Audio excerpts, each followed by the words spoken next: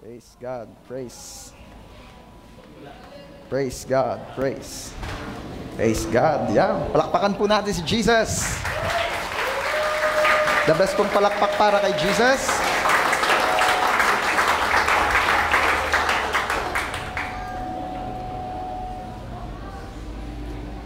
Good morning. Magandang umaga po sa ating lahat. Ayan. Kamusta po kayo? Pabuti ng pabuti, paayos ng paayos, pagwapo ng pagwapo, payaman ng payaman, pabanal ng pabanal. Minsan pa, kumusta po kayo? Pabuti ng pabuti, paayos ng paayos, paganda ng paganda. Amen. At pumalakpak ng the best kay Lord ang nagsasabing, ako yon. Yeah. Okay. Nakakatuwa po, ano? Marami tayong new friends today. May I see the hands once again nung mga first time nyo lang pong nakarating dito sa JA1 San Jose? Can I see your hands, please? Ayan. Ayun. Oh, yeah. Welcome na welcome po kayo dito. Okay. Na-welcome na kayo kanina, no? That's good. May nagtanong na ng GCash number nyo? Wala pa? Siguro mamaya. Okay. So itutuloy po natin yung ating series entitled... Anong title ng ating series? Ha? Oh. What Man Said, What God Said. Series po natin yung sa midweek. Yung series po natin ng Sunday. Anyone who can guess kung anong title? Abba Father, or My Father, or God the Father. Ayan. So napag-usapan natin ng mga nakaraang linggo, no? Actually, 2 Sundays na. At pang-3 na po ito, if I'm not mistaken, about this series. Napag-usapan po natin kung ano-ano ba ang karakter ng Diyos Ama. At ngayon pong umaga, marapatin po ninyo, at sa biyaya ng Diyos, ay pag-usapan naman natin, isa pang karakter ng Diyos. Isa pang karakter ng Diyos Ama na dapat ma-reveal sa ating lahat. At ano yon? That He is a forgiving God. And this is our number 4 actually. He is a forgiving God. Let's pray. Father, in the name of our Lord Jesus, we come to you. We worship you. And we bless your name. Truly, Lord, you are good. You are wonderful. You are magnificent. Words cannot explain how beautiful, how wonderful, how good you are sa amin pong mga buhay. We worship you for who you are and for what you've done. We thank you for everything, O Lord. Humihingi po kami ng tawad sa aming mga nagawang kasalanan. Forgive us, Lord. At huwag niyo pong hayaan na ang aming pong mga kakulangang iyon ay magdulot upang hindi namin maranasan ang iyong pagkilos sa aming kalagitnaan. Humihingi po kami ng tawad sa aming mga nagawang iyon at salamat because you said in your word that you are good, just, and faithful to forgive us if we confess our sins. And you will cleanse us from all our unrighteousness. Thank you, Lord Jesus, kasi kayo po ang aming katuwiran sa harapan ng Ama. Kaya nga po, with boldness, with confidence, we can approach the throne of grace. Thank you so much, Lord, for this wonderful day na ipinagkaloob niyo po sa amin. Bless this Sunday service. Be with us. Kayo po ang magturo. Kami po ay pagod na makinig sa aming kapwa-tao. Bagkus ang dalangin namin, kayo po ang mismong magturo sa aming lahat. Use your servant as your channel of blessing, as your mouthpiece, as your instrument. Kayo po ang magturo mightily sa aming kalagitnaan ito. Marinig po namin ay ang tinig mo at huwag yung ganang amin lamang. Turuan niyo po kami. Turuan niyo po kami. Be with us. Reveal to us, O Lord, that you are a forgiving God. You are a forgiving God, a gracious God, a loving God. At salamat, Lord, kasi naniniwala po kaming great and mighty things once again ang ipararanas niyo po sa buhay ng bawat isa. Thank you so much, Lord. Kami po'y nag-e-expect because we believe na kayang-kaya mong abutin at lampasan pa ang expectations namin ngayong araw na ito. Thank you so much, Lord. We are declaring na walang ibang mahahayag, matataas, makikilala, kundi ang tanging pangalan niyo lang po, Lord God. Thank you so much, Father. To you alone, all the glory and honor, and unto your hands, we dedicate and entrust everything. Thank you so much, Father. This we pray in the name of our Lord Jesus. At lahat po ay magsabi ng Amen. Everybody say, God is a forgiving God. Ayan. Kung naaalala nyo po, ay hinihimay natin yung prayer or yung model prayer na si Jesus mismo ang nagturo. Nang sabi niya, when you pray to God, pray like this. Our Father who are in heaven, hallowed be your name. Your kingdom come, your will be done, on earth as it is in heaven. Give us this day our daily bread and forgive our sins as we forgive those who sinned against us. At yung pong huling linyang binanggit ko, ay makikita nyo po in Matthew chapter 6, verse 12, na ang sabi po ng version na yan ay, and forgive us our debts as we also have forgiven our debtors. At patawarin niyo po kami sa aming mga kasalanan gaya ng pagpapatawad namin sa nagkakasala sa amin. Okay. So malinaw po na ang unang-unang kailangan natin when we pray to God is to ask forgiveness. At meron po siyang pinaghalintularan. Kagaya raw po ng pagpapatawad natin sa mga nagkakasala sa atin. At kung i-expound nyo pa po yan, there are also verses and there are also versions in the Bible that says na sapagkat hindi kayo patatawarin kung hindi rin naman kayo mga nangapagpapatawad. Kaya kahit pala anong hingi mo ng tawad kay Lord, kung hindi naman din tayo nagpapatawad sa mga nagkasala sa atin, hindi tayo makaka-receive ng forgiveness. Kasi nga naman, ika naman ni Lord, nahingi ka ng tawad, ikaw hindi magpatawad.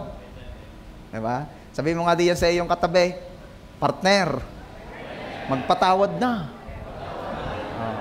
Baka meron pa rin hindi pinapatawad, ang mahigpit nito, baka yung katabay, hindi pa pinapatawad, hindi ko makakalimutan, pastor, talaga naman, yan nung maliliit pa kami, itinago niya ng aking chinilas. Hindi ko yan mapapatawad, yung mga ganyan, Kami umakyat sa bayabas ng may bayabas at nung paparating na ang may-ari, itinago ang chinilas ko, kaya ako'y nahulay. Yan na. Magpatawad. Alam niyo, maraming tao po ang kaya hindi nakakaranas ng tunay na pahinga ay dahil sa hindi pagpapatawad. Sabihin mo nga sa iyong katabi, gusto mo bang makapahinga? Sino po ang gusto rito ng rest? Siyempre naman, lalo yung mga working, Talaga namang, ang request niya ni rest day. Oo. Pero kung lalo at ikaw ay may bahay, ikaw ay nanay, ay talagang ang rest day mo, ay rest day lang sa trabaho, pero sa bahay ay hindi. Kasi ang rest day ni nanay ay laba day sa bahay. Most of the time, o kaya general cleaning. Sabi naman ng mga anak, ang rest day ni nanay, lalo na ni tatay, ay second service sa bahay. Bakit? Magsesermo na si tatay. Kayo, buong week daw kayong mabait, sabi ng nanay nyo, etc. Okay? Pero sa totoo lang, everyone needs and wants rest. Tama ba? At maraming tao hindi makapahinga kahit yan ay naka-rest day, nag-out of town, nag-out of the country, nagpa-spa, nagpa-kung ano pa gusto mo para ikaw ay ma-rest. As long as you are not forgiving, as long as you are not releasing forgiveness to those who offended you, believe me, hindi ka makakapahinga. Bakit? Kasi kahit pa akala mo wala kang ginagawa, sa hindi mo pagpapatawad, meron kang mabigat na tinatrabaho, may mabigat kang daladala dito. Sabihin mo nga, gusto kong magpahinga. Kaya hindi nga lang makapahinga, kasi nga, akala mo you're not doing anything na. But the truth is, as long as you're not forgiving somebody who offended you, may bigat ka dito, may daladala ka, may bitbitin ka. Are you there? At alam nyo ba, forgiveness is a thing na ikaw lamang ang pwedeng gumawa sa naka-offend sa'yo. Uulitin ko. Ang pagpapatawad po, church, ay isang bagay na tanging ikaw lamang ang makakagawa at makakapagbigay sa nakasakit sa iyo. Hindi po pwedeng may nagawa akong kasalanan, let's say kay Mark, at ako'y patatawarin ni Lovely. Hindi, yain na. Ay hindi, galit si Mark. Hindi, okay lamang, pastor. Ako na ang may sabi. Wala yung palag sa akin. Hindi pwede. It is only Mark who can release forgiveness to the offender. Are you there?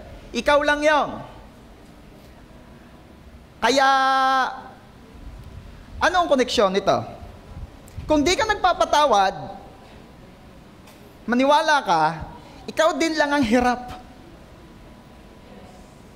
Kung ikaw rin lamang ang makakapagpatawad sa nakagalit sa iyo, maniwala ka, ikaw rin lamang ang mahihirapang magdala niyan. Alam nyo, kadalasan pa, lalo kapag hindi naman namumuwangan nung kinagalitan mo, nagalit ka sa kanya, kadalasan, ay yan ikasaya-saya. Yung kinagalitan mo ikasaya-saya, ikaw naman yamot na yamot. Feeling mo, lahat ng pagsasaya niya ay panunuya sa iyo. Feeling mo, lahat ng pagdiriwang ng kinagagalitan mo ay patama sa iyo. Nag-post sa Facebook, di ba? Halimbawa, si kumaring kagalit mo. Feeling happy. Di ba? At nung dumaan sa timeline mo, anong sabi mo? Ito na naman ang aasar na naman tong bruhang to. Ang tanong, galit ka pala, ba't di mo binablock? At nung pinindot yung search mo, number 1 siya sa search mo. Chinek ang activity logs mo, laging yung mga post niya, binubview mo. And ikaw ay hindi mo lang ina-accept, pero meron ka ng badge ng top fan. Bakit? Galit ka pala eh. Ini-stalk mo. Okay. At maniwala ka, wala kang pakialam sa si Kumars. Masaya siya sa piling ng kumpare niya. Masaya siya. At ikaw, dala-dala mo yung grudge. Sino nakapanood na nun The Grudge? Sino nakapanood na nun The Grudge? Pagpe-pray ko mamaya after service. Kayo ngayon wag na nagpapapanood ng gayon. Pastor, masamaga po yung nanonood ng horror. Wala naman sinabi sa Bible na manood ka ng horror. At hindi rin naman ako para magpaka-KJ dito. Pero ang punto ko lamang, ay ba't ka manonood ng gayon, tatakutin mo sarili mo? Tapos magiging matatakutin ka. Tandang-tanda mo na, pagka nag-lights off na, papasama ka pa sa mama, iihilaang.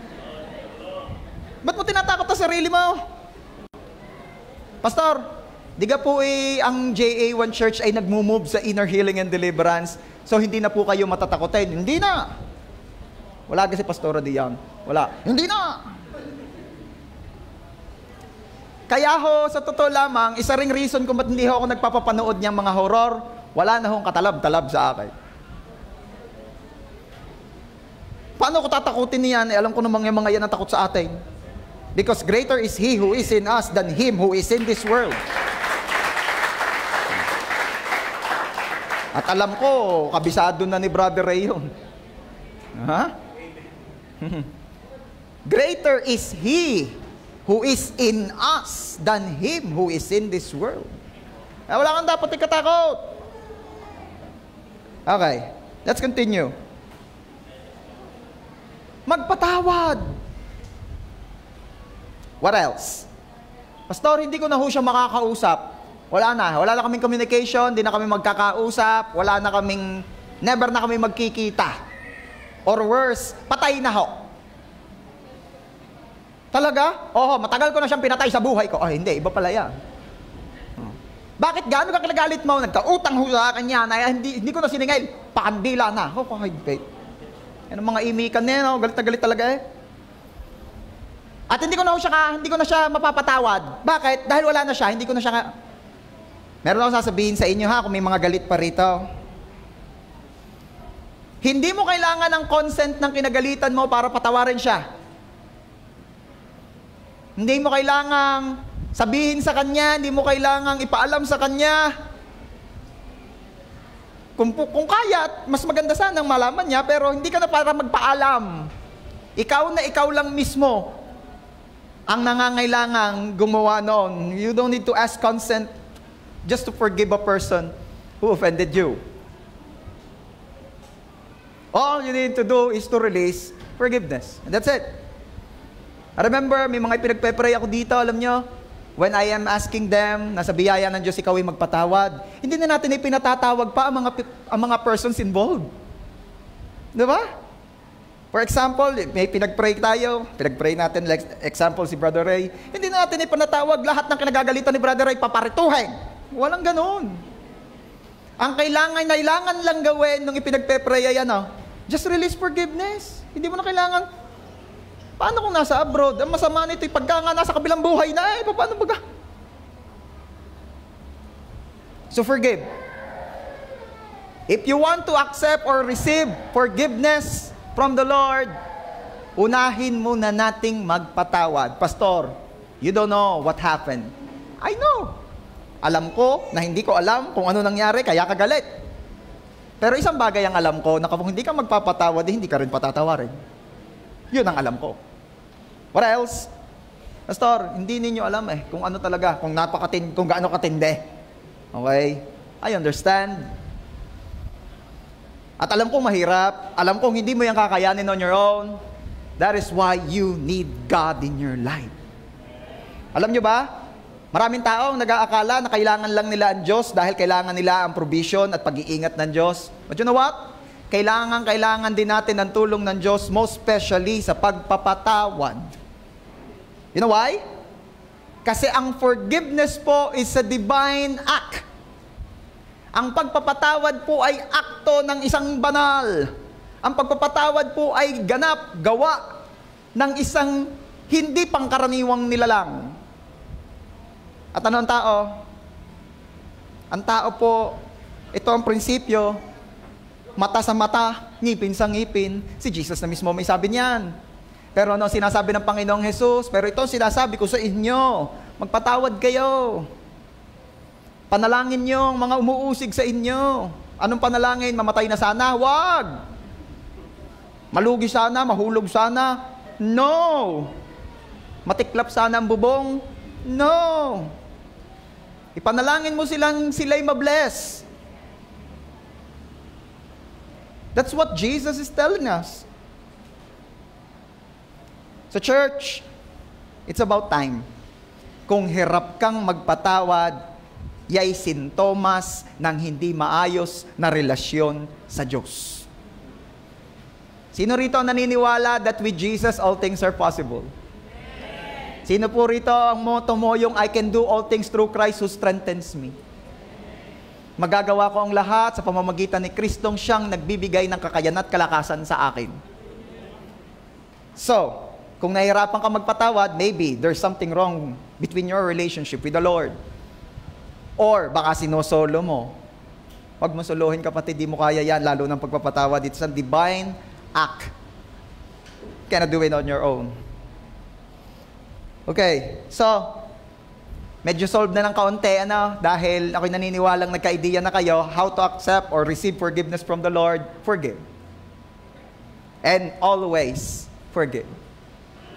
Bakit always forgive? Kasi yung pinatawad mo kanina, malamang o baka maya-maya o baka ngayon din lang, nagkasala na uli sa'yo. Diba? Kaya nga, nung kinausap si Jesus, ilang beses po ako magpapatawad?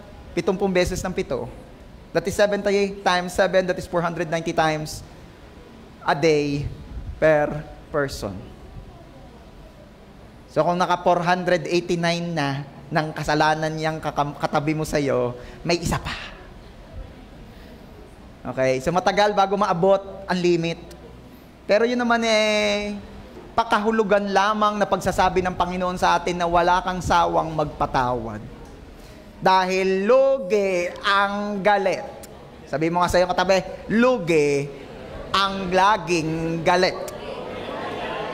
Sa kabila naman, sabihin mo, lugi ang nananatiling galit. Ika naman ng isa, Pastor, may CCTV ka kayo sa bahay namin. Ba't alam ninyo? I don't know. Wala akong idea sa nangyayari sa inyo. Basta isa lang ang alam ko, alam ng Diyos ang lahat ng inyong pinagdaraanan at Diyos ang mismong nangungusap sa ating lahat dito. Come on, let's give glory to God. In Psalm 86:5, ang sabi po ng psalmist, Lord, you, Lord, are forgiving and good, abounding in love to all who call to you. Alam po ninyo, ang Diyos po ay Diyos na mapagpatawad, Diyos na mabuti, Diyos na sumasagana sa pag-ibig. Pero wag niyong kalilimutan yung last part dahil napakahalaga. To all who call to Him. Ulitin ko, ang Diyos po ay mapagpatawad, ang Diyos ay mabuti, ang Diyos ay masaganang nagmamahal. Pero wag niyong kalilimutan yung dulo dahil yun ay kasing halaga ng mga nauna. Siya'y ganyan, yung mga description na yon, siya'y ganyan sa mga tumatawag sa Kanya, sa mga lumalapit sa Kanya. Kaya ito ang kailangan natin, lumapit kay Lord. Hindi lumapit kay Cap, hindi lumapit kay Gob, hindi lumapit kung sino man ang Gob na dinadala mo, kung sino mang mayora mo sa San Jose. Okay? Kita ko yung mga post ninyo, merong arayang kasama, merong arayang kasama. What I'm praying is, si Lord ang maglagay. Okay? But the point is, church, kay Lord ka lumapit. Lapit sa Diyos. Okay. Dito po iikot ngayon ang ating pag-uusapan sa isang story na ika nga ng iba'y gasgas na, pero ako ay hindi nananawang basahin ito dahil madalas at umuulit-ulit pa ay parang ako yung nasa kwento. At malamang ikaw ay nakaka-relate din dito. Minsan ang Panginoong Jesus ay nagkwento in Luke chapter 15 at sinimulan po niya sa verse 11. Pwede nating basahin. Jesus continued, there was a man who had 2 sons.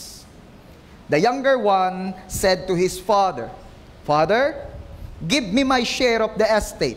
So he divided his property between them. Alam nyo, ito po yung kwento ng prodigal son. At maraming beses, maraming pagkakataon nang ito'y na-preach, na pag-usapan, na ikwento, nabasa mo sa mga children's storybook, etc. Pero hayaan nyo pong mangusap pa rin ng Diyos sa ating lahat patungkol sa kung paano bang ang Diyos ay nagiging mapagpatawad na Diyos sa ating lahat from this story. Anong sabi roon? Meron daw isang lalaking mayaman na may 2 anak at yung isang anak na napakabait. Tingnan mo na katabi mo. Mabait yan. Ayan na. Ay hiningi na ang kanyang mamanahin. Sabi mo nga sa iyong katabi, hinihingi na ang mamanahin. Dugtungan mo pa, ay buhay na buhay pa ang ama. Alam niyo po ba kung anong sinasabi ng anak sa kanyang ama? Mamatay ka na. Tatay, akin na ang anak ko. Anak, buhay na buhay pa ako. Ayun o. Akin na ang anak ko.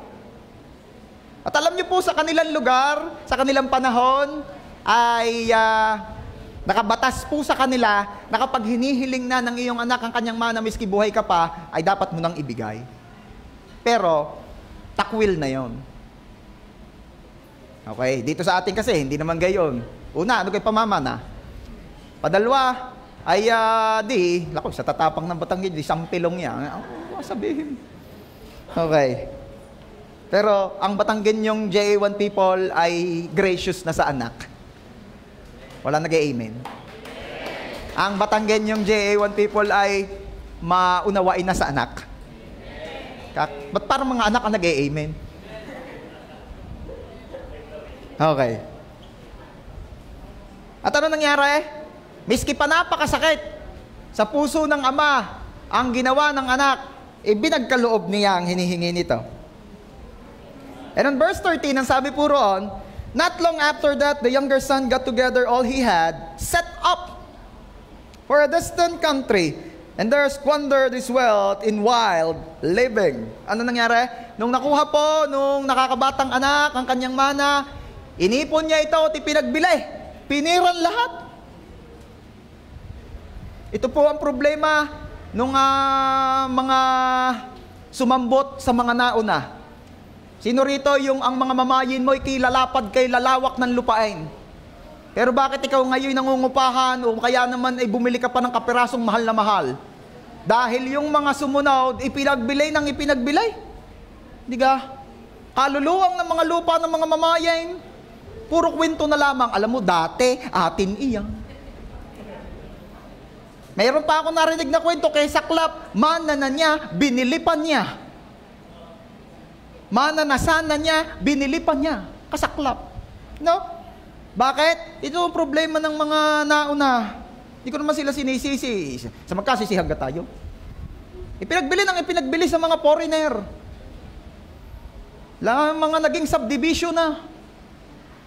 Nakakita pa ako ng memes, nakakita ng naglagay ng swimming pool sa Chocolate Hills. Sabi nung mamumuhunan, pwede pala dyan.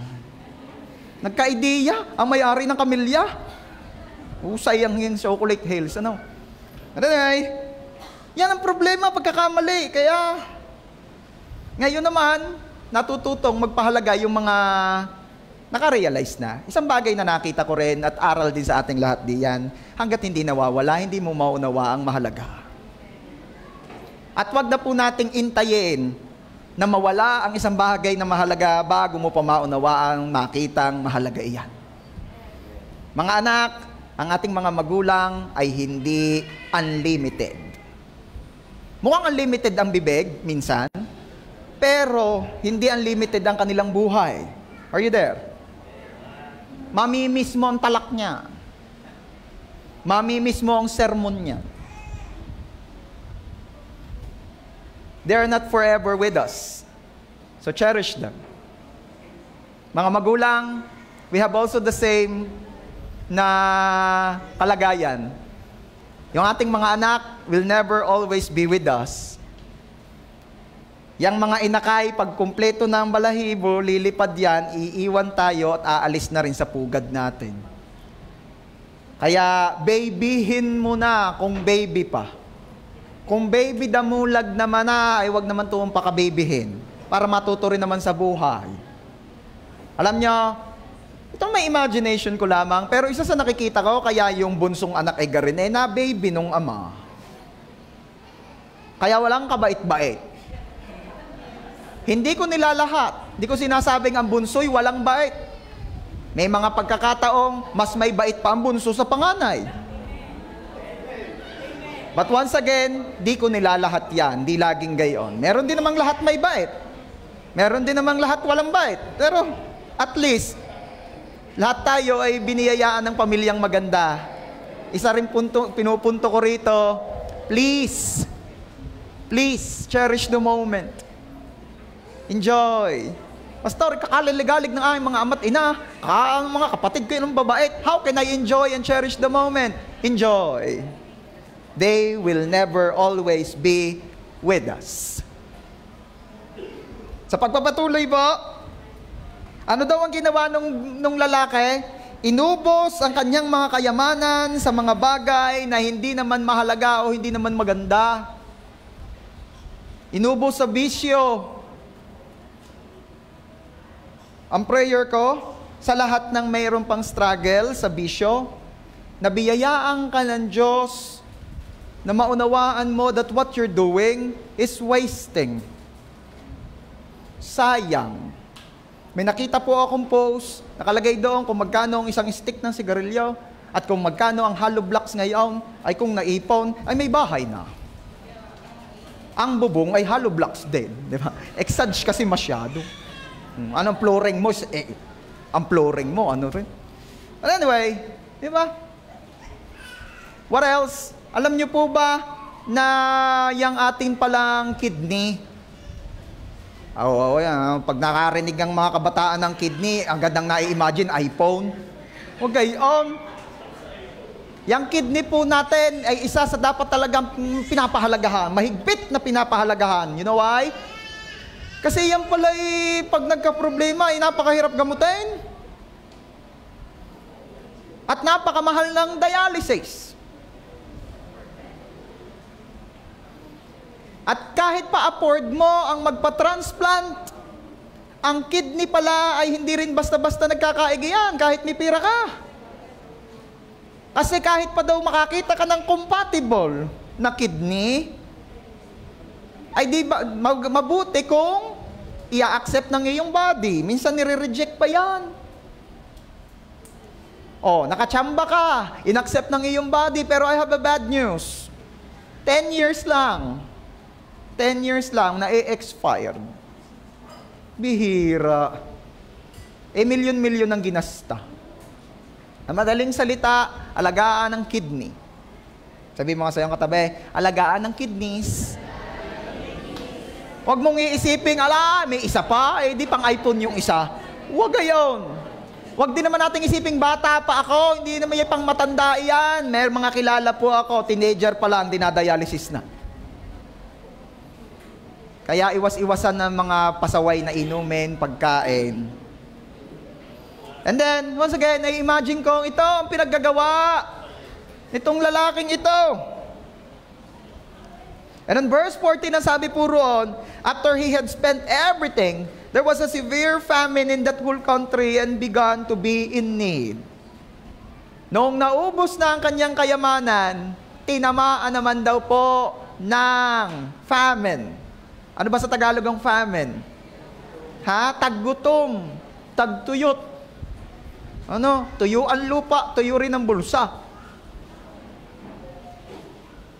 At nangailangan siyang maigi.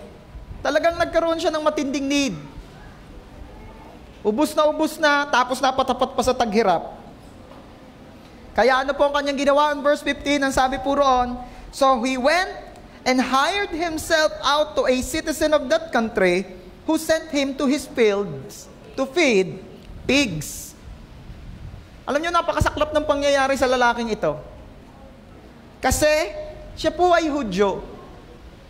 At ayaw ng Hudyo ng baboy. Sabi ho, nung ako'y nasa Qatar, yan ay haram. Madumi. Kaya kapag nakakakita kayo ng pagkain na may tatak na halal, ibig sabihin nun, wala yung baboy. Ayaw nilang baboy. Ang mga Hudyo, ayaw nila ng baboy. As you can see in the Bible, ipinagbabawal din naman sa Old Testament ang pagkain ng baboy. Pastor, ibig sabihin, dapat hindi tayo nakain ng baboy. Sabi mo nga sa iyong katabi, ay kasarap pa naman. Okay, church, at maging yung mga nasa live, please, don't get me wrong. Hindi ko po sinasabing bawal ang kumain ng baboy. Hindi ko rin naman sinasabing magpakaigi kayo sa baboy. Basta ang natatandaan ko lamang, ang stand ng Panginoong Hesus diyan, ang nakakapagparumi sa tao ay hindi pumapasok sa bibig niya, kundi ang lumalabas dito.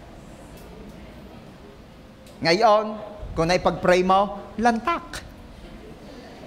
Pero wisdom din naman, mga kapatid. Baka namang tipak-tipak na taba ipinag-pray mong maging sustansya at kalusugan ng katawan mo, niluluko mo ang sarili mo. Sabi ni Pastor, pag-pray lamang daw, isang tipak na taba, Lord, maging sustansya po ng aking katawan. I doubt. Okay? So, wisdom din. No wonder ang utak ay nilagay na mas mataas kaysa sa bibig. Nariyan pa kayo? At sa mga kabataan, no wonder na ang utak ay nilagay na mas mataas kaysa sa puso. Kasi naman nga, pag tumibok ang puso, anong wala ka nang magagawa kundi sundin ito, tigilan. Okay, ba't lagi na paraon? Okay. Girls, hindi ikaw manliligaw, ha? Yung mga naririnig ako dyan, yung babae ang nanliligaw. Yayabang kaming mga boys pag ginagawa nyo yan. Ganun. Kayo ay nilikha para habulin. At ang mga lalaki ay nilikha para humabol. Pag nabaligtad yan, may problema. May na-amen feeling. Okay. Ano ang sinasabi ko kanina? Ayaw na ayaw niya. Ayaw na ayaw ng mga Hudyo yung baboy. Okay? Ano nangyari sa kanya? Yun pa ang naging trabaho niya. Imagine this, Imagine this. Ayaw na nga ni Tutoy kumain ng baboy, pero anong trabaho niya? Nagpapakain siya ng baboy. Ano lesson diyan mga kapatid? Yang mga lumalayo kay Lord, mapapapunta ka sa kung anong ayaw mo, yun ang mapapapunta sa'yo. Kaya kung gusto mong mapapunta sa iyo yung gusto mo, ako mga kabataan, pumupuso na naman ang mata. Kung gusto mong mapapunta sa iyo ang gusto mo, manatili ka kay Lord. Dahil ang lumalayo kay Lord, ang lumalapit naman sa Kanya, ay yung ayaw niya. Yung mga mapapapost ka na lang na, ang gusto ko, ang gusto ako, Huwag ka rin nga laging tingin ng tingin sa panlabas. Ha? Pero, yun namang iba, huwag rin naman laging isasabihin sa loob ako natingin. Dahil pwede ka rin naman tumingin sa labas. Balance lang tayo mga kapatid, ha? Yung halimbawa mga tipong sinasabihan ka na, naman, talagang wala nagang iba. Mabait ito. Marami rin namang mabait na yun. Hallelujah. Okay. Kaya, syempre, ikaw, nasa sa iyo naman yun. Depende rin, baka naman ang iyong taste ngayon. Ay di, go lang. Basta mahal kita. At ipagpe-pray kita na ikaw come back to your senses. Ay, hindi. Kung ano yung ayaw mo, yun ang mapapapunta sa iyo dahil lumayo ka Kaya ba, please lang ha, layo ng layo. Tuloy natin, at nalayo. Okay. Verse 16. He longed to fill his stomach with the pods that the pigs were eating, but no one gave him anything. Hirap na hirap. Isa pang sintomas ng malayo kay Lord, hirap na hirap sa buhay. Sabi mo nga sa iyong katabi, kamusta ang buhay mo? Bakit? Bakit pinakukumusta? Kasi kung hirap na hirap yan, malayo yan sa Ama. Tingnan ninyo ito, prodigal son, hirap na hirap. Bakit? Malayo sa Ama. Samantalang nung siya'y nasa kanyang Ama, ang pagkaalwan, may mga servants pa. Nung lumayo sa Ama, doon na nagsimulang maghirap. Sabi mo nga sa'yo katabi, huwag ka na ngang lalayo sa Ama. Sabi naman ng isa, hindi naman ako nahihirapan. Ako naman ay may financial capability, pero ang tanong ko naman sa iyo, in order for you to earn or to have that so-called financial capability, kamusta ka? Kasi kung ikaw naman pagod na pagod din, para lang magkaroon ng so-called financial capability, wala yun, hindi rin yun. Alam niyo how God bless us? Tanungin niyo ako, Pastor, paano po? Ganito mag-bless si Lord sa mga anak niyang nananatili sa Kanya, ha? The Lord blesses us and He adds no sorrows on it. Pag ang Diyos ay nagpapala, walang kasamang lungkot. Malalaman mo nga ang pagpapalang na i-enjoy mo, galing talaga kay Lord kasi walang kasamang lungkot. Kasi walang sorrow. Kaya kahit pa ikaw ay nagkakamal ng limpak-limpak na salapi, pero malungkot ka naman, o kaya may nakukonsensya ka kasi alam mo may niloko ka, o dahil ikaw na may pagod na pagod, feeling mo talaga namang ikaw ay emotionally and physically rape. Sa higpit ng trabahong pinagdaanan mo, talaga namang yung mga tipong nilunok mo na lahat ng sermon at mura ng boss mo dahil ang isip mo, kasama yan sa siniswelduhan sa akin. Kapatid, come to think again. Pag-isipan mo uli, pag-aralan mo uli, yang galing talaga kay Lord. Yang talaga ang kalooban ng Diyos sa iyo. Because when God bless us, He adds no sorrows on it. At yang blessing with no sorrows ang na-experience ng mga nananatili sa Ama. Sige nga, palakpak ng mga nananatili sa Ama ang nakakaranas ng pagpapalang yan. Ano naman ang nararanasan ng nalayo? Di yan, yung nasa story, nagpapakain ng baboy, gutom na gutom, gustong sumalo sa baboy, miski baboy, hindi siya bigyan. Anong saklap ng buhay naman ito? Ayoko na may taka rin sa kanya, sa dami-rami ng hihing ang baboy pa, mga yan nga nagkakainan na sarili. Wag lamang kapag digay. Pero napakasaklap ng ng pangyayaring ito sa kanyang buhay. At itong pinakamaganda, yung susunod kong babasahin sa inyo, ang isa sa pinakamagandang pangyayari sa story ito. Verse 17, tulungan niyo nga po akong magbasa. 1, 2, 3, basa. When he came to his senses. Ulitin natin. 1, 2, 3, basa. When he came to his senses, he said, "How many of my father's hired servants have food to spare? And here I am, starving to death." Okay, yun muna. At nung bumalik daw ang kanyang ulirat, at nung napag-isip-isip niya, yan sa Tagalog ang mga version, nung napag-isip-isip niya, alam nyo, isa sa napakahalagang pangyayaring dapat mangyari sa buhay ng bawat tao ay yung makapag-isip-isip tayo. Lalo na yung mga bulag na sa kanyang sitwasyon. Lalo na yung mga nag-aakalang ako naman talaga'y masaya, kinukonvince mo na lang ang sarili mo. Nabuhay ka sa kasinungalingang iyan hanggang sa dumating ka na sa puntong ultimong yung kung ano baga ang totoo doon sa lahat ng kasinungalingang yun, hindi mo na alam. Ito ang kailangan mo, ito ang pinagpe-pray ko sa iyo. If you are that kind of person, kung yun ang pinagdaraanan mo, I pray na ikaw will also came back to your senses. At yung bigla kang mapaisip, at yung bigla kang mag-isip kung ayos pagka talaga ako, kung tama ba talagang ginagawa ko, yay biyaya ng Diyos. Bakit? Hindi lahat nagkakagayaan. Hindi lahat nabibiyayaan na makapag-isip-isip. That is why we are so blessed here. Na tayo, binibigyan ng pagkakataon, ng kakayanan, makarinig ng kanyang salita para ano? Makapag-isip-isip. Sino ho rito yung tawang-tawa ka? Tapos ang tigil ang tawa mo. Oo nga. Sino yung ganon? Sino yung ganon? Alam niyo po, nung mga unang-unang beses kong nakakarinig ng preaching, lalo pa, Reb Ito ang aking pastor. Yun ang isa sa mga na-enjoy ko. Yun, tapos pagtigil ng tawa, oo nga.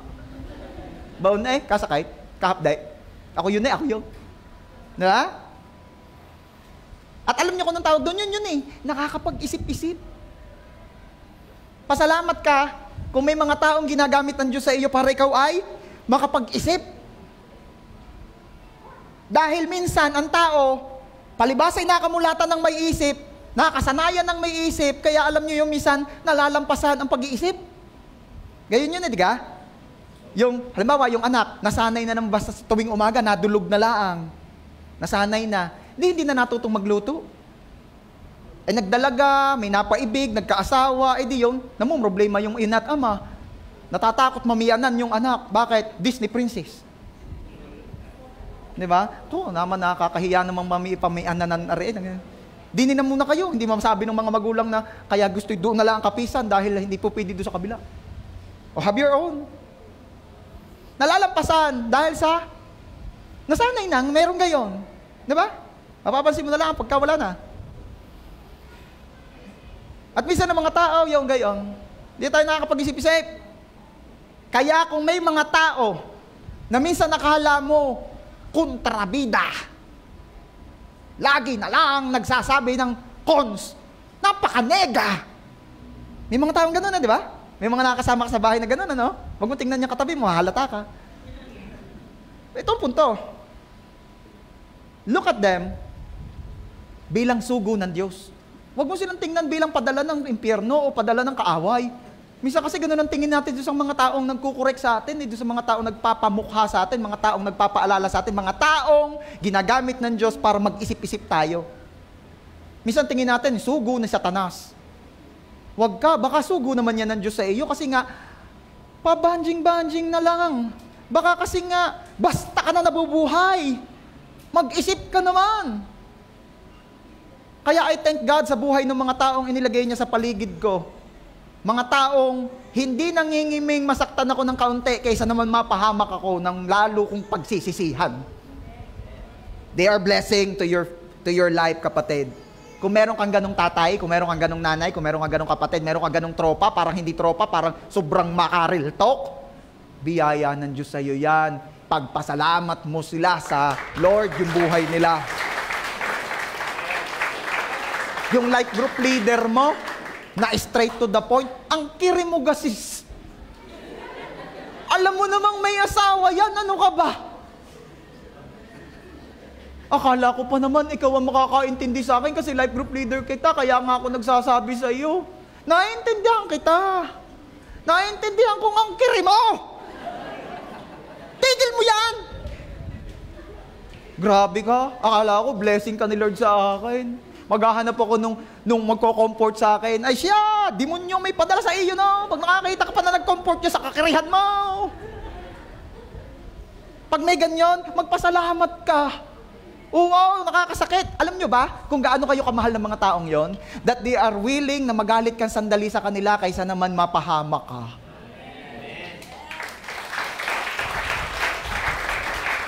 Balansehin din naman natin. Kung ikaw naman, feeling mo ikaw yung sugo ng Diyos do sa isang tao, huwag ka naman din masyadong pakailamero, huwag naman sagad-sagadin. Oh, ba't yung susuot mo? Hindi bagay sa'yo, dapat pink. Ha? Bakit? Basta ka sa masat mata. Nako, ikaw iniingatan ko. Ha? Ano iniingatan? Pupunta ka sa pamiting ni Marcos, nakapink ka? Ay, di ba?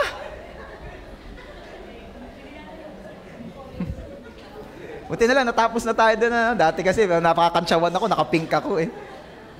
Nakakantsawan ako ng mga naka-green. Ang dami pa namang naka-green, mga nakaraan. But anyway, nag-post lang ako sa Facebook ng may bulaklak. Agad na ako pinutakti ng mga... Oh. Ngayon, tahimik na silang lahat. Sabi ko, enjoy! Ginusto nyo yan. Okay. I'm praying for our president. I'm praying for him. Una, siya'y ma-born again. Siya'y makakilala kay Lord. At hindi ko pinagpe-pray na siya'y magbago. Ang ipinagpe-pray ko, siya'y makakilala kay Lord. At pag nakakilala siya kay Lord, siya na mismo ang magdidesisyong ayusin ang mga kailangan ayusin. Keep on praying for our president. Keep on praying for our beloved, for our leadership. Keep on praying for our country. Dahil nakita ko sa Facebook kung gaano katindi ang strategy at style ng China sa pakikipaglaban. Nakita nyo yan? Yung video ng mga sundalo, talagang snappy eh. Nakita nyo rin naman kung paano sumayaw ng salamin yung mga sundalo natin. Kaya talagang ako'y nag-iisip, kailangan talaga natin panalangin. Oh, mga Chinese, ha! Ha! Ang ating mga sundalo, mahiwagang salamin. Oh, ay talaga. Ang kailangan ay prayer eh. Sabihin mo sa iyong katabi, pray for the Philippines. Ako nag-iisip, kung gusto nila ng dagat, kanila nga yung dagat. Anin ka natin tubig. Problema na nga baha sa Maynila. Kanila ng dagat kung gusto nila. Atin nasa ilalim. Okay. Nalayaw. O, nasa na tayo? When he came to his senses. Yan. Na ano daw? Ang aking tatay, may mga utusan. Pero kahit sila'y utusan, hindi sila nalilibanan ng kain. Utusan eh, hindi nalilibanan ng kain. Yung mga anak natin, ano? Hindi mautusan, hindi rin nalilibanan ng kain. Hindi nalilibanan ng kain yung mga utusan. Pero look at me, sabi nung anak, look at me. Ako yung mamamatay rito sa gutom, wala akong makain. Verse 18, I will set out and go back to my father. Everybody say, go back to my father. Isa pa, go back to my father. Go back to my father. Alam nyo, ito yung isa pa, sinasabi ko sa inyong napakagandang pangyayari rito. Una, siya'y nakapag-isip. Sala ako, mali ako, may kailangan akong gawin. Padalwang, napakaganda nangyari rito, naisip niyang bumalik sa ama. Ito yung napag-isip-isip ko. Na-imagine ko lang. Wala mo nakalagay sa Bible, pero na-imagine ko lang. What if? Sino mahilig manood sa Facebook ng what if? What if? Si Adan at si Eva humingi ng sorry kay Lord. Patatawarin kaya ng Diyos?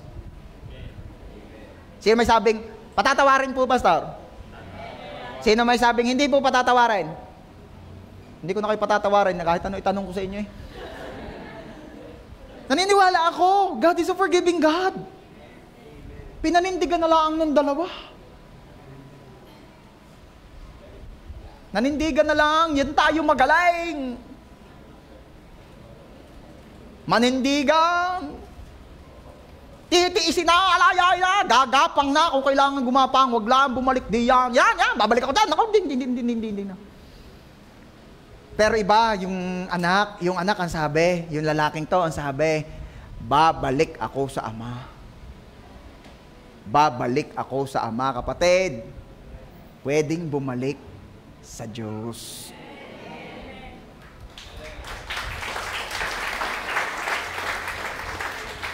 Wag na nating gayahin si Adan at si Eva, pinanindigan na yung kanilang ginawa. Di lahat tayo nag-suffer ngayon. Pwede kang bumalik sa Diyos. Ask sorry, and God will accept you once again. All we need to do is to say, I'm sorry. Mali ako. I acknowledge. Kinikilala ko ang aking pagkakamali. Ako'y mali. Hindi na ako masyadong magpapaliwanag pa. Pangitan na. Ako ang sala, ako ang mali. Ano sabi niya?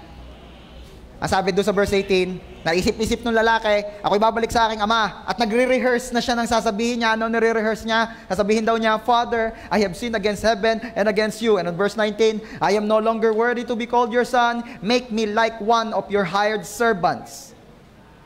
Everybody say, make me like one of your hired servants.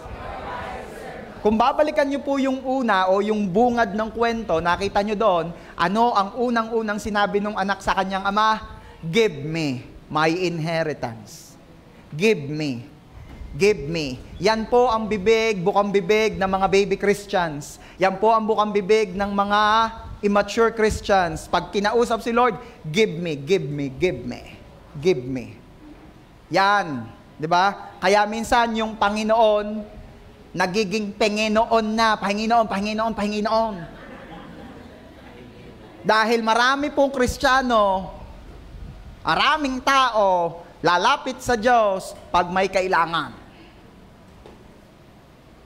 Baby Christians, immature Christians, yan ang bukang bibig. Give me, give me, give me. Pero yung Kristiyanong napaisip na, yung Kristiyanong naghahangad ng bumalik sa Ama, yung Kristiyanong gusto nang mag-grow up sa kanyang pagka-Kristiyano, mag-level up sa kanyang relasyon sa Diyos, hindi na give me ang bukang bibig niyan. Ano na ang bukang bibig?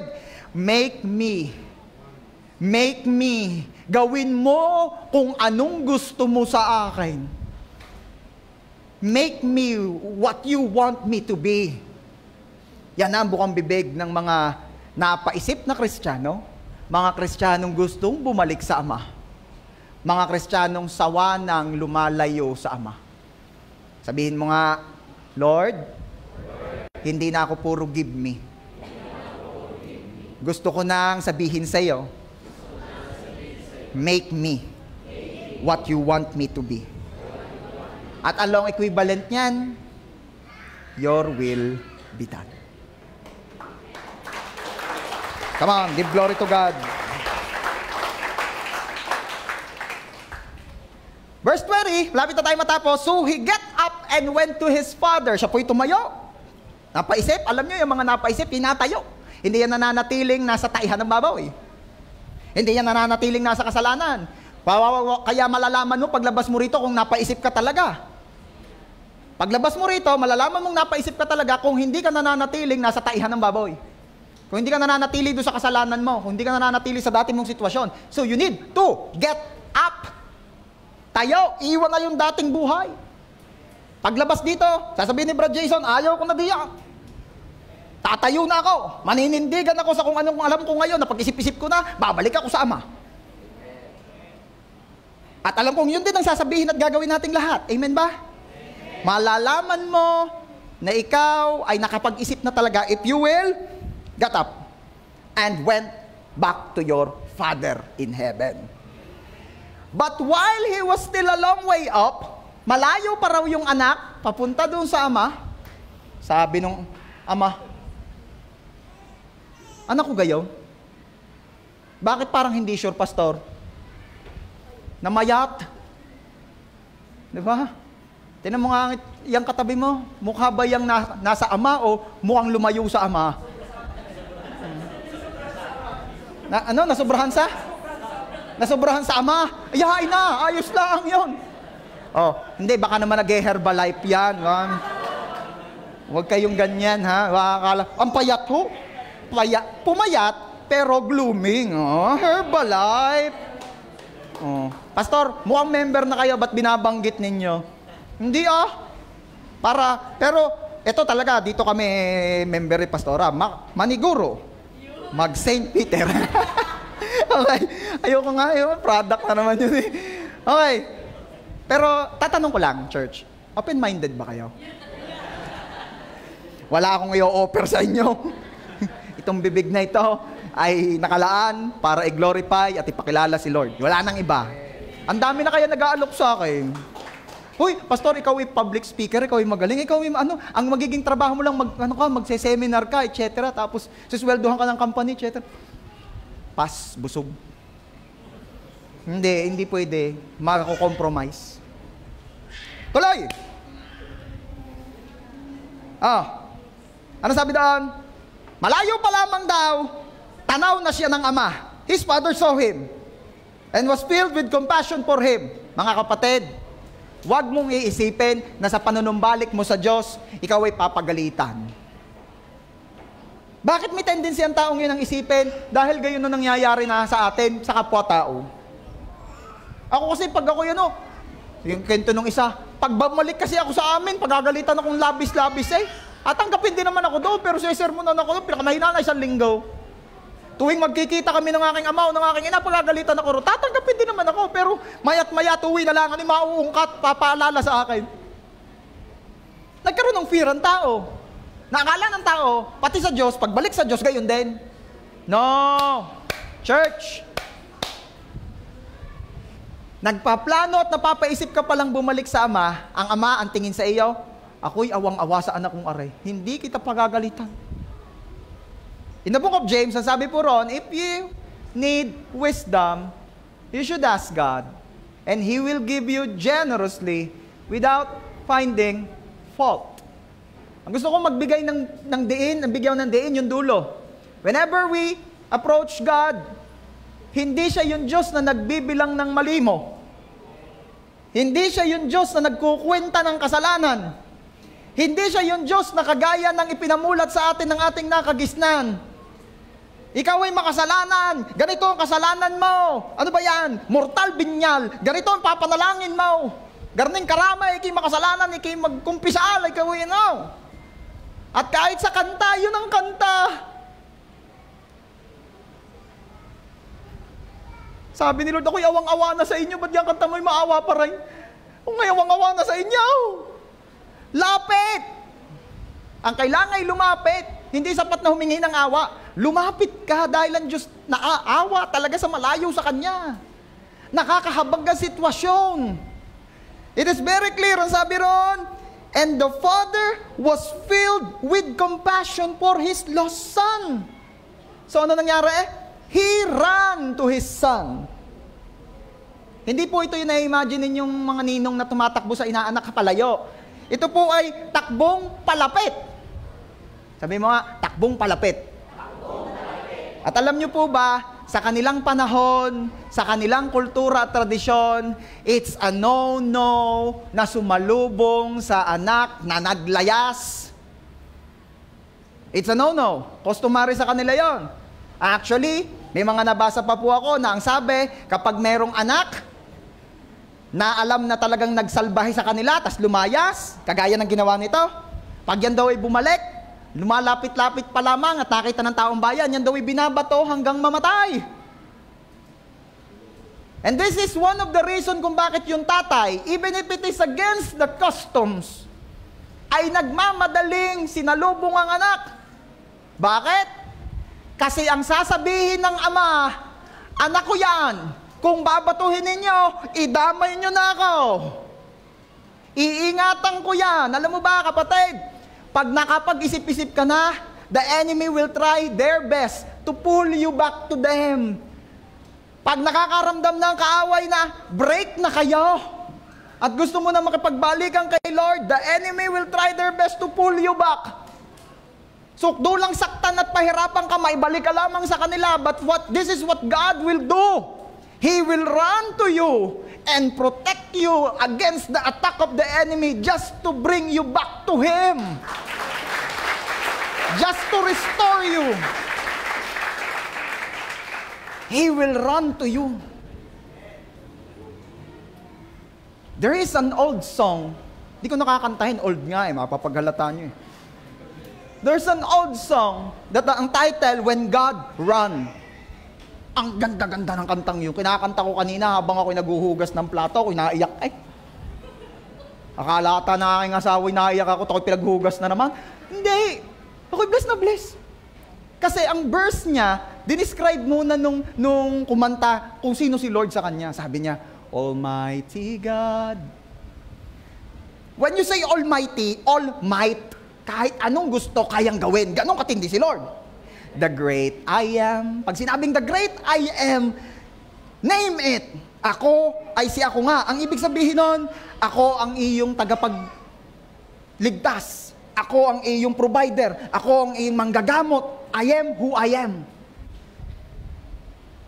Immovable Lord, omnipotent, victorious warrior, commanding King of Kings, mighty conqueror. Yun yung lyrics. Dinescribe muna niya. And do you think merong isang gadong katinding Diyos na tatakbo? Immovable? Mapapatakbo mo? At ang sabi ng kumanta, and the only time I ever saw Him run, the only time na nakita niya nga isang matinding Diyos ay tumakbo. Ito na yung chorus. One was when He ran to me. He took me in His arms, held my head to His chest, and said, my son, come home again, lifting my face, wiped my tears from my eyes, with forgiveness in His voice. He said, son, do you know I still love you? Grabe! Tapos sabi nung kumanta, it caught me by surprise, and it brought me to my knees. When God run, that was the only time that you will saw a very strong God na tatakbo. Hindi patakbo, palayo sa kalaban o sa sitwasyon, kundi palapit sa mga bumabalik sa Kanya.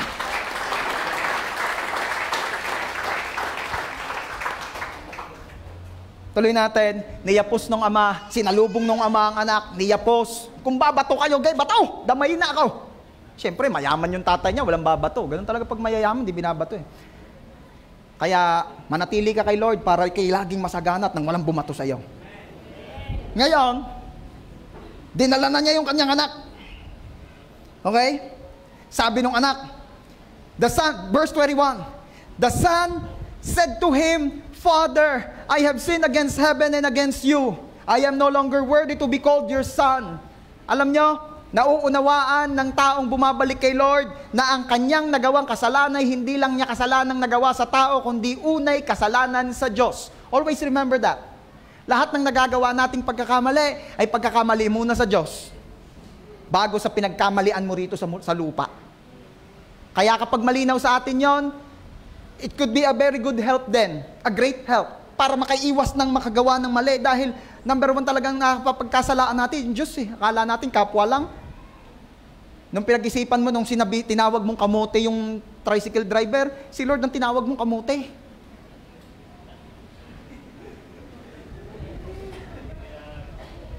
Nung nagsalita ka ng mga kakanin dun sa nangkat sa iyo kanina, puto ko chita! Ang sinabihan mo ng kakanin ni si Lord.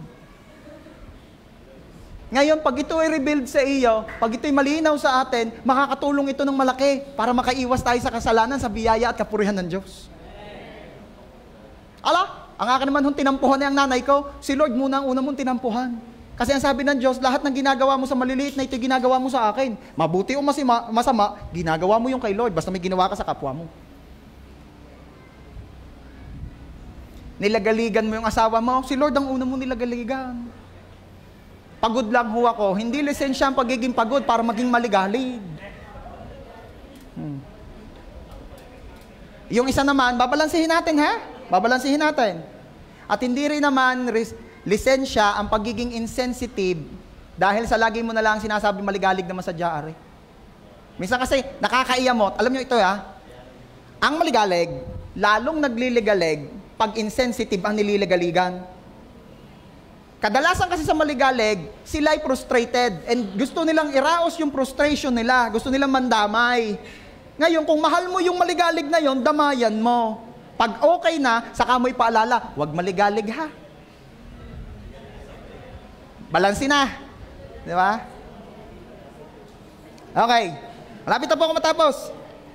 Ano sabi ng ama? Nagpapaliwanag yung anak. Church. Nagpapaliwanag yung anak. Tatay, ako po'y nagkasala. Patawarin niyo po ako. Hindi na po ako karapat dapat tawagin ninyong anak. Alam niyo ang ginawa ng ama? Habang nagpapaliwanag yung anak, tatay, sorry, ginarni ng ama. Sino nakapanood doon ng movie yon? Para kay Tony Gonzaga ata yun. Sabi nung isang, hindi ako magbe-bless kay pastor. Hindi, mag-alcohol ako. Ginano ng ama. Shhh. Tama na yan. Tigil na. Wala kang dapat ipaliwanag dahil alam ko naman lahat.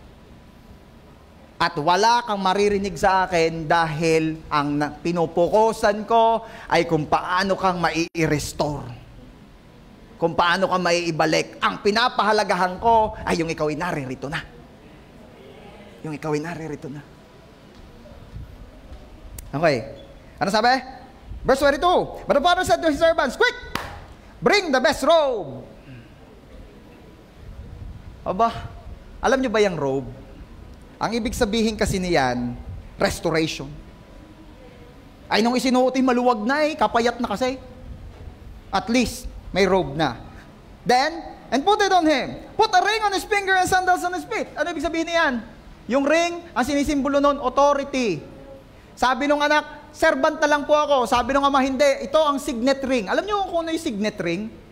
Noong unang panahon po kasi, ganun ang uso, yung signet ring. Na kapag ka merong isa sa batas, itatatak lamang, isasawsaw lang sa ink yung ring, tapos itatatak. It symbolizes authority.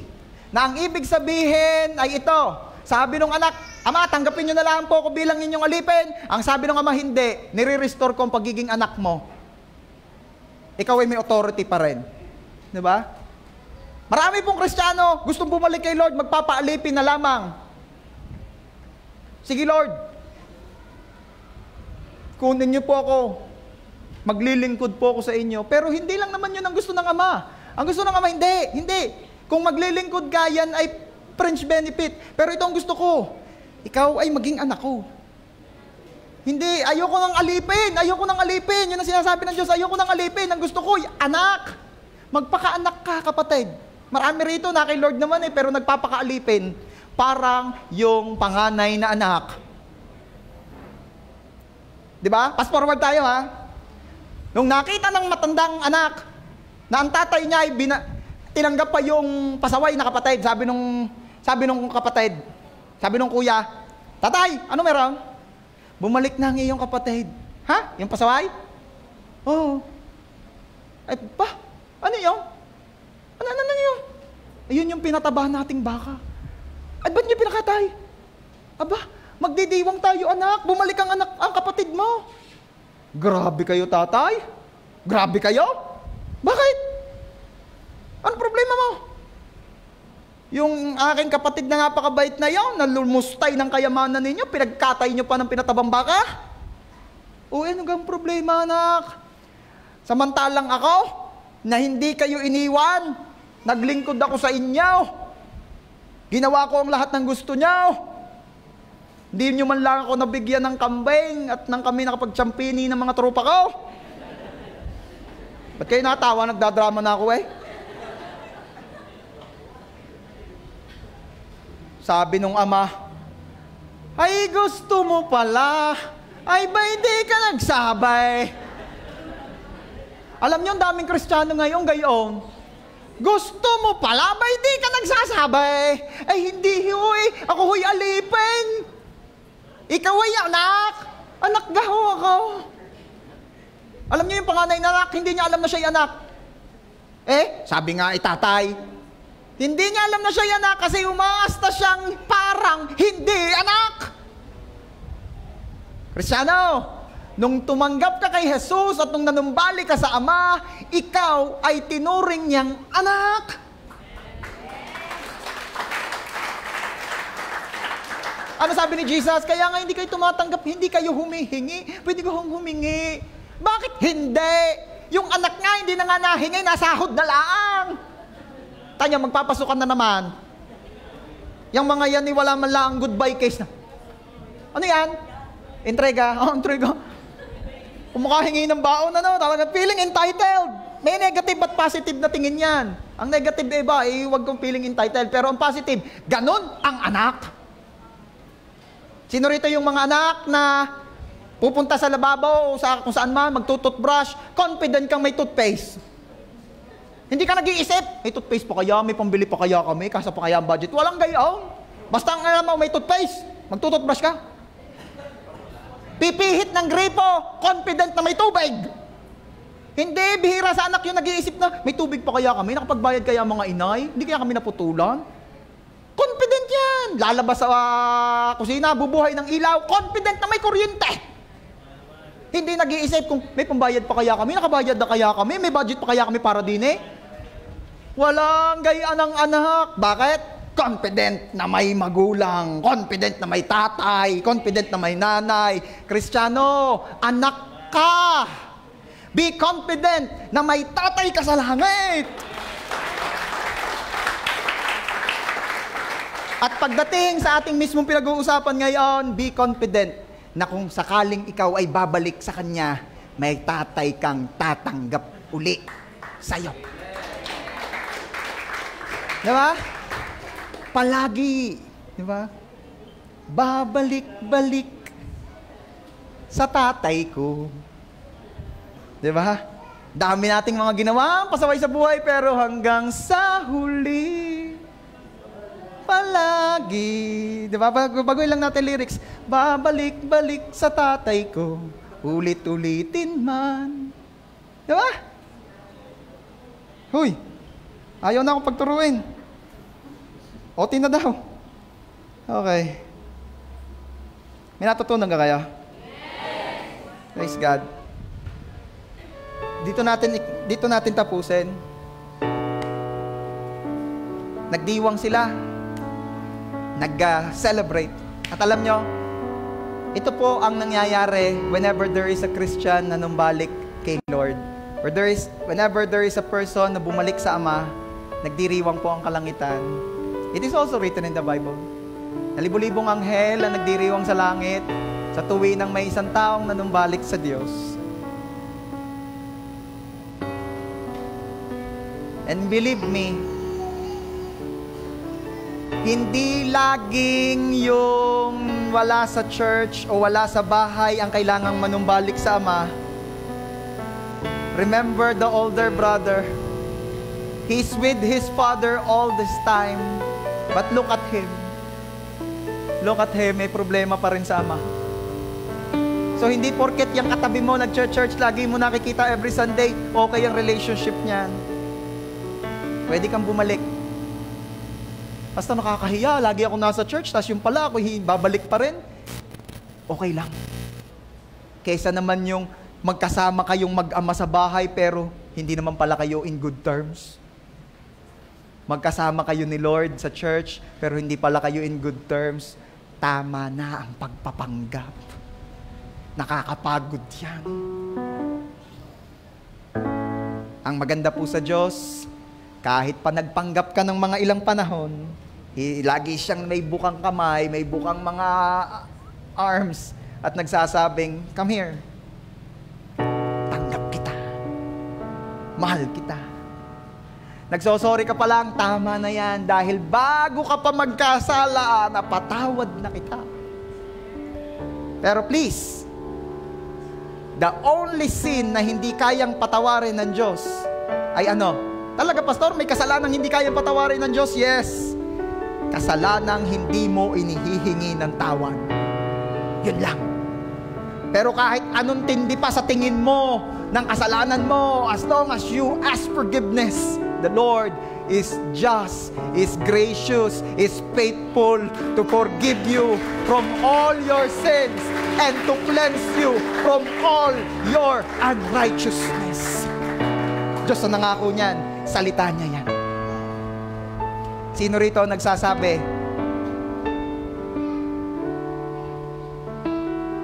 gusto ko na pong bumalik kay Abba Father? If you are that person, I am inviting you to stand up.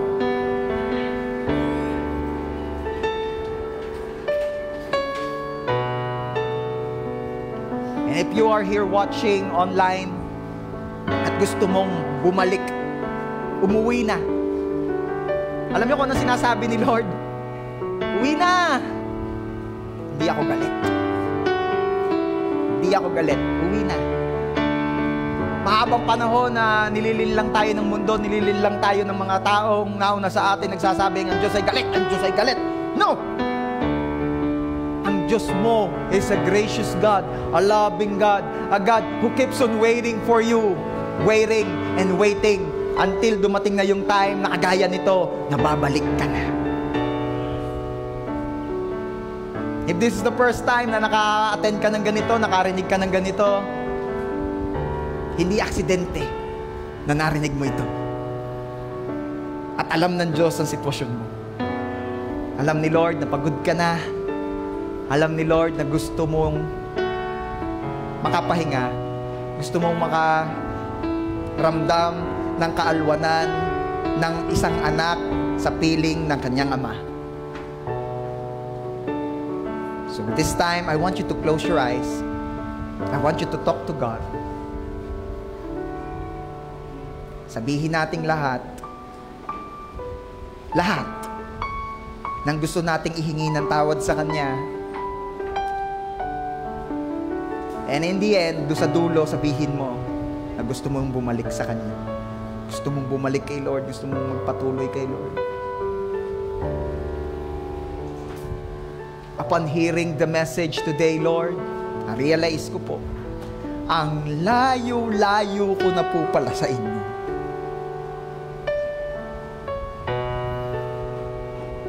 Upon hearing the message today, Lord, na-realize ko po na even if I keep on attending the Sunday service, narito pa ako pag midweek, pero yun pala ang layo-layo ko sa inyo. I ask forgiveness, Lord. Forgive me sa paglayo ko. Forgive me sa pag-reject ko sa ino-offer mong buhay. Forgive me, Lord. And this time, ako po'y nanunumbalik sa inyo. Use me. Use my life.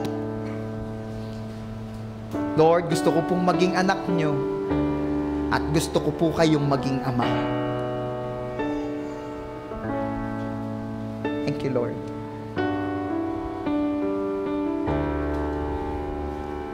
Let me pray for you. Father, alam ko po, rinig ninyo ang prayer ng bawat isa. Alam ko po, Lord, narinig ninyo ang sinabi nila. Hindi man binigkas ng kanilang labi, pero rinig nyo ang kanilang damdamin, ang kanilang isip, ang kanilang puso, ang kanilang mga kaluluwang uhaw na uhaw at gustong manumbalik sa inyo. Lord, thank you for you're not just only our Savior, you're not just only our King, you're not just only our Father, but you are a forgiving God. Salamat, Lord. At salamat kasi hindi mo ibinibilang sa amin lahat ng aming mga pagkakamaling na ihingi na ng tawad sa iyo. Bagamat singpula ng scarlet ang aming mga nagawang kasalanan before, nung ito inihingi namin ng tawad sa iyo, ang tingin mo na sa amin ay as white as snow. Thank you, Lord Jesus, for you are our righteousness. Ang katuwiran mo, kaperpekan mo ang nakikita ni Abba Father sa amin, hindi na yung aming imperfections. Thank you, Lord God. I pray and declare in Jesus' name na ang lahat ng umuwi na kay Abba Father, lahat ng nanumbalik na sa Diyos Ama, ay mananatili na magpakailanman sa Ama at mai-enjoy ang benepisyo ng nasa piling ng Ama. In Jesus' name. Thank you so much, Lord. Bless your people. Abba, continue to reveal your fatherly qualities sa iyong mga anak. Thank you so much, Lord. To you alone all the glory. Ito po ang aming prayer in Jesus' name. And everybody say, Amen. God bless you. Sige po, makakaupo na po tayo.